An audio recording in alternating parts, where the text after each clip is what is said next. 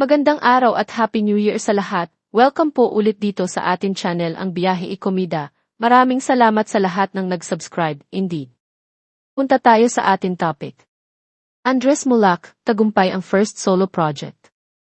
Andres, nagpasalamat sa mga sumuporta sa pilot episode ng Ang Mucha ng Section E.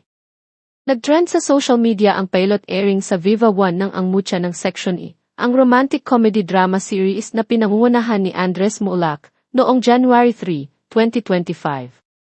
Maligayang-maligaya ang cast na kinabibilangan ng mga baguhang artista dahil sa mainit na pagtanggap ng publiko sa kanilang programa.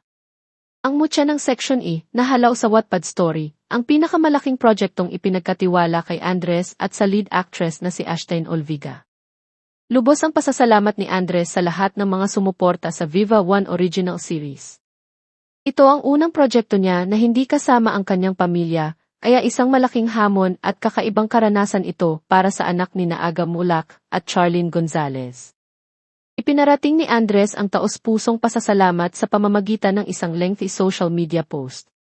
Tiniyak niyang wala siyang nakaligtaan na banggitin. Mahabang saad ni Andres, una, gusto kong magpasalamat sa lahat ng sumuporta sa Ang Mucha ng Section E, sa simula pa lang. Sa mga tagahanga, mga taga-suporta, at mga magagandang tao na patuloy na sumusubaybay sa aming palabas, ang inyong pagmamahal, paghihikayat, at pagsisikap ay hindi kailanman napapansin. Lubos kaming nagpapasalamat sa bawat isa sa inyo. Hindi ka pani-paniwala nagpapasalamat ako para sa pagkakataon na magtrabaho sa tulad ng isang kamangha-manghang at mahuhusay na grupo ng mga tao na gumawa ng sa akin, bumiti sa bawat solong araw na dumating ako sa set. So sa kaibuturan ng puso ko, thank you, Direct Ted, Iris, the staff, crew, and the Viva bosses. Sa aking Viva family, Boss Vic, Boss Vincent, Tita Veronique, Tita Val, Tita June at Kaka, salamat.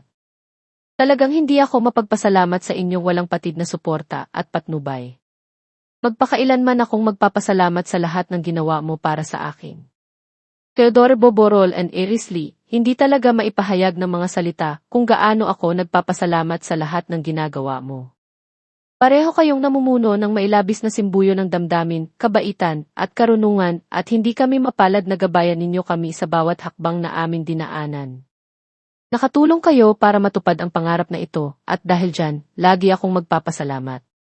Tumay Mucha ng Section E, pamilya, kayo ang lahat sa akin. Ang bonding na nabuo namin, ang tawa na ibinahagi namin, at ang hirap na ibinuhos namin sa show na ito ay magpakailanman na pahalagahan. Lahat kayo ay may espesyal na lugar sa puso ko, at sobrang proud ako sa mga nagawa natin sabay. Sobrang pinaghirapan namin ang isa't isa, at sa huli, nandito na. At yan ang ating latest Showbiz Chika update for today.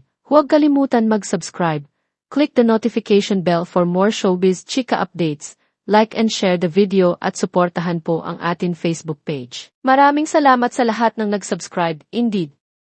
Magandang buhay sa lahat, Happy New Year, paalam.